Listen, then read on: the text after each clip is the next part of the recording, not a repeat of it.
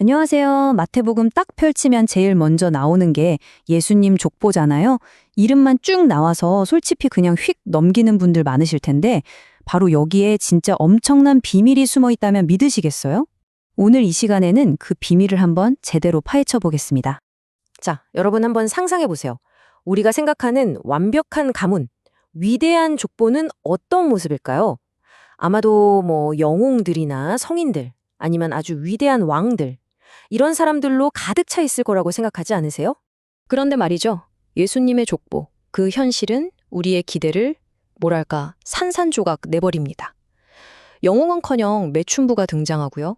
성인 대신 이방인이, 위대한 왕들 사이에는 심지어 사기꾼 같은 인물들까지 버젓이 이름을 올리고 있어요. 와, 바로 이 지점이 오늘 우리가 파헤쳐볼 미스터리의 시작입니다. 이 미스터리의 가장 결정적인 단서는 바로 족보에 등장하는 5명의 여성들에게 있습니다.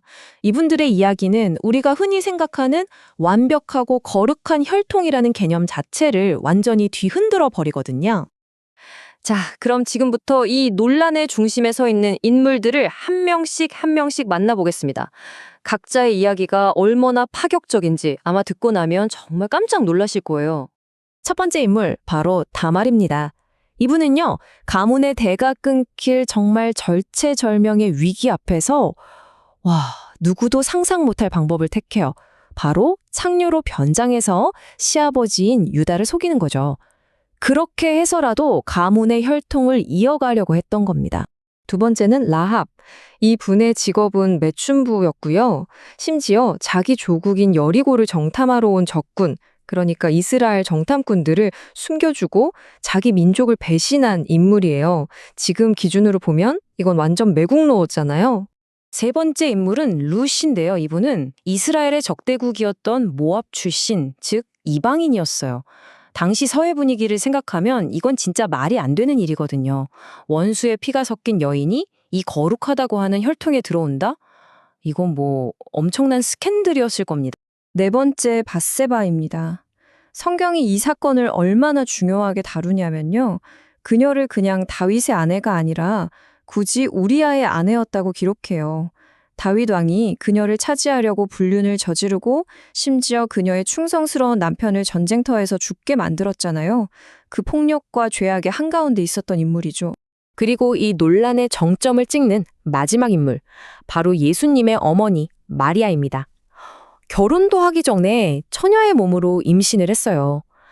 당시 율법대로라면 돌에 맞아 죽을 수도 있는 정말 어마어마한 스캔들이었습니다. 약혼자였던 요셉의 그 엄청난 이해와 배려가 아니었다면 정말 상상도 못할 일이었죠. 자, 어떠세요? 이 자료의 분석은 아주 명확합니다. 이 5명, 그 어떤 평범한 기준으로 봐도 그리스도의 족보에 오르기엔 글쎄요, 좀 부적합해 보이죠. 그렇다면 대체 왜 이들의 이름이 여기에 기록된 걸까요? 하지만 여기서부터가 진짜입니다. 관점을 180도 확 뒤집어 보는 거예요.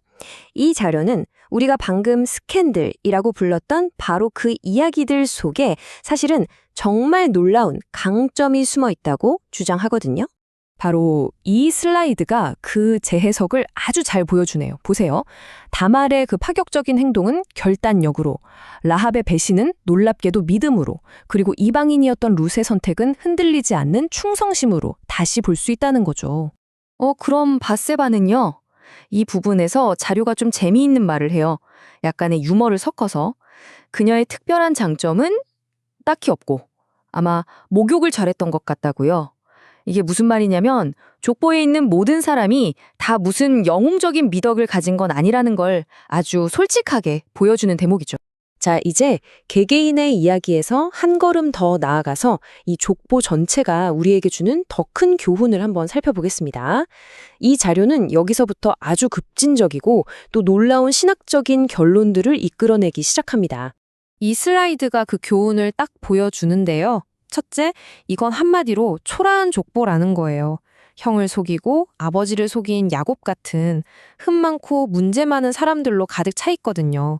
결코 영웅서사시가 아니라는 거죠. 둘째, 심지어 하나님이 가장 싫어하시는 우상을 만들던 집안에서 시작된 우상 숭배의 족보이기도 합니다. 그리고 마지막으로 결국 나라가 쪼개지고 망해버린 역사를 통해 이스라엘 민족이 혈통적으로 그렇게 대단하고 특별한 게 아니라는 걸 스스로 증명하고 있다는 겁니다. 하지만 이 모든 걸 뛰어넘는 진짜 마지막 반전이 기다리고 있습니다. 이 족보의 구조 전체가 사실은 딱 한 구절, 이 결정적인 구절을 향해 달려가고 있었거든요. 여기에 주목해야 합니다. 자, 보세요. 족보는 처음부터 계속해서 아주 일관된 패턴을 보여줍니다.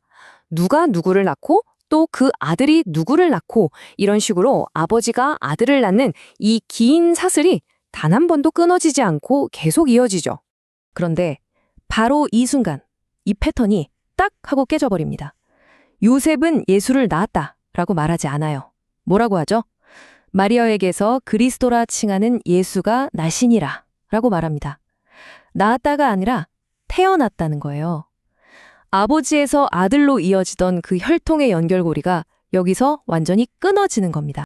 네, 맞습니다. 이 자료는 이게 아주 의도적인 문법적 파괴라고 설명합니다.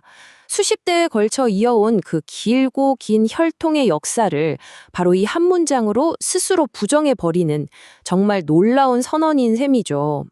그래서 핵심이 뭐냐? 바로 이겁니다. 이 자료의 주장은 정말 충격적이에요. 예수에게는 생물학적으로 아브라함의 피가 단 한 방울도 흐르지 않는다는 겁니다. 와, 족보 전체가 바로 이 한 문장, 즉 혈통과의 완전한 단절을 선언하기 위해 존재했던 거라는 거죠. 그렇다면 이 길고 스캔들로 가득 찬 족보가 진짜 하고 싶었던 말은 뭘까요? 바로 새로운 자격 요건을 선포하기 위해서였습니다. 이제 더 이상 중요한 건 혈통이나 가문, 배경 같은 게 아니라는 겁니다. 중요한 건 오직 하나, 바로 믿음이라는 것을 말이죠. 결국 이 족보는 시대를 넘어 오늘을 사는 우리 모두에게 질문을 던지고 있는 것 같아요. 우리의 소속감을 결정하는 것이 혈통이나 배경 같은 우리가 바꿀 수 없는 것들이 아니라면 과연 무엇이 우리를 하나로 묶어줄까요? 어쩌면 그 답을 찾아가는 여정이야말로 이 족보가 우리에게 남긴 진짜 메시지가 아닐까 싶습니다.